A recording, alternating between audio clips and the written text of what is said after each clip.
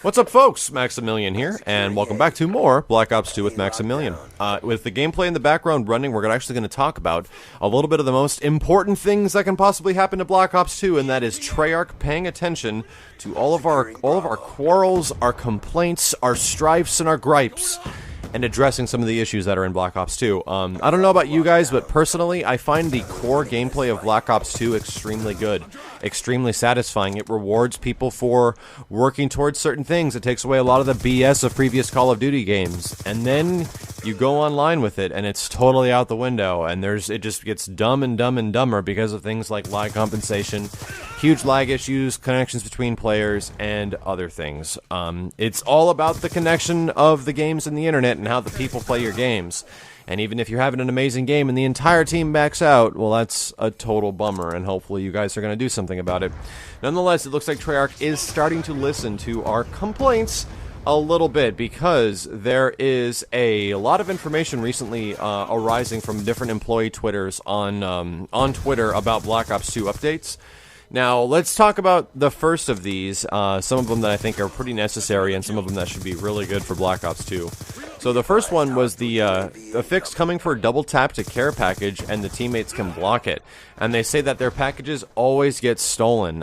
Supposedly there's a fix coming for this soon. There's also a fix for the fact that people can black hat friendly care packages, which is the worst thing ever. You can actually black hat a friendly teammate's care package, like, almost faster than they can even cap it themselves. I would almost wholeheartedly condone black hatting a care package if it fell, like, outside the map or something like that. But stealing somebody's care package that just dropped, man, that sucks. Somebody worked hard for that. I actually really hate the care package kill streak. I think waiting for something random to show up because I got a few kills is one of the worst ways to spend one of your kill streaks. But, you know, some guys work pretty hard for that stuff, and you got to give them at least something if they're not doing so hot. And having people jack that with a black hat was pretty effed up, and it looks like they're going to be adjusting that in a later patch, or the next patch. So people are asking, is there going to be a fix for getting a draw when people are team rage quitting in multi-team deathmatch? And why can't the two remaining teams play? So, looks like there's already going to be a fix for this, and it's going to be implemented in a future update. I didn't know that many people were still playing multi-team deathmatch. I enjoyed multi-team deathmatch somewhat when I first played it, but it definitely gets to the point where, from what I can tell, one team is just ridiculously dominating everybody, or there's like two teams that dominate the whole map, and then two other teams that just kind of fill space, and they are just the kill counts for other guys. It's an interesting game mode. I think it might be even...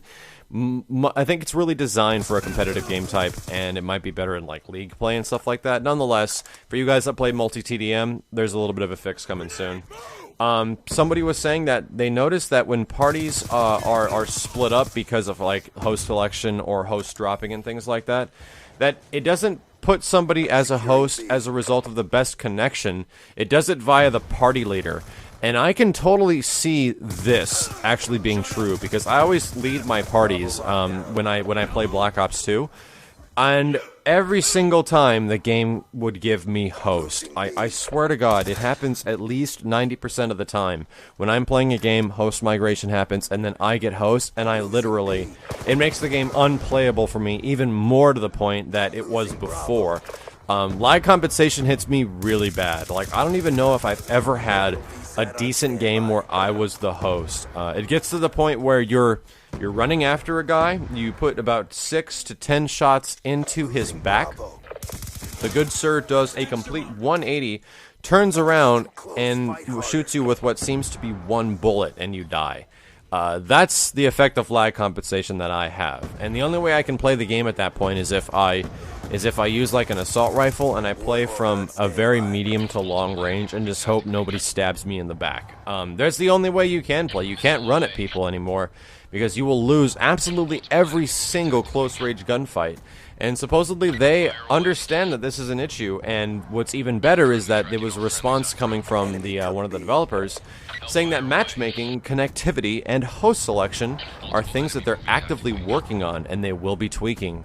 Not only is that one big host selection issue one of them, but they actually addressed matchmaking and connectivity, which leads me to think and gives me a very large iota of hope that Treyarch is acknowledging the fact. It's one of those things, man. You got to admit you have a problem before we work on the problem, and maybe they're admitting that the game has a problem and the connection between players isn't great.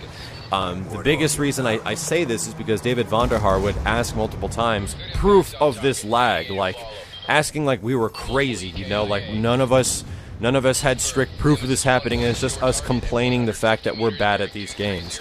I have personal proof of this, David, if he's not listening right now, but anybody that would be willing to answer this question, my personal proof is that I've never had these lag issues in any previous Call of Duty since the original I've been playing. I didn't play much before Call of Duty 4, but in Call of Duty 4, World at War, and Modern Warfare 2, these lag issues were not as severe as they were in the latest Call of Duties that implemented feeder mode, which is Black Ops, Modern Warfare 3, and now especially Black Ops 2. That is my proof. If you go back and you plug in Call of Duty 4 or Modern Warfare 2, right now, they feel like complete different games. Not just the kill streaks, not just, you know, the crazy stuff in the sky, the noob tubes, any of that stuff. When you actually run around and shoot people, the responsiveness and the way that feels is significantly different than any Call of Duty that came past it. If you guys have those games, just play it and you'll understand what I mean. So he's also getting asked, are you going to nerf any weapons? They said yes, nerfs and buffs are coming in the next update, which is very welcome. I'm glad that they're looking at some of the balancing of certain weapons, because there's some weird busted things with certain guns, like the select fire on the SWAT is like busted in a real bad way. It like ruins the weapon completely. And maybe assault rifles might get a little bit of a buff instead of nerfing all the SMGs. I actually think the SMGs are fairly decent at what they do. They're kind of hard to shoot people from long range. It takes a little bit of aim prowess to do so. But the problem is that the assault rifles need to be a bit better from range. I think that's the biggest problem with them, is that you don't have an assault rifle in this game that's the equivalent of like the G36 in Modern Warfare 3. I think that's a really good example of an assault rifle that you don't want to use with a silencer.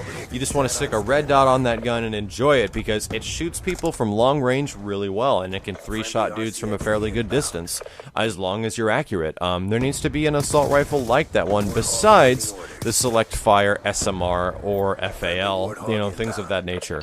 I'm interested to see what they will do with weapon balancing, but I don't want them to go crazy. I don't want them to completely destroy certain weapons. You might minor tweak some of the SMGs, minor tweak some of the assault rifles. I think that some of the secondaries definitely should be tweaked. I love the Cap 40. I absolutely love that gun when I run around and use it. It's practically a primary weapon. But good God, is it powerful? Like, oh my God, dude. You guys might have seen my Solid Snake custom class video.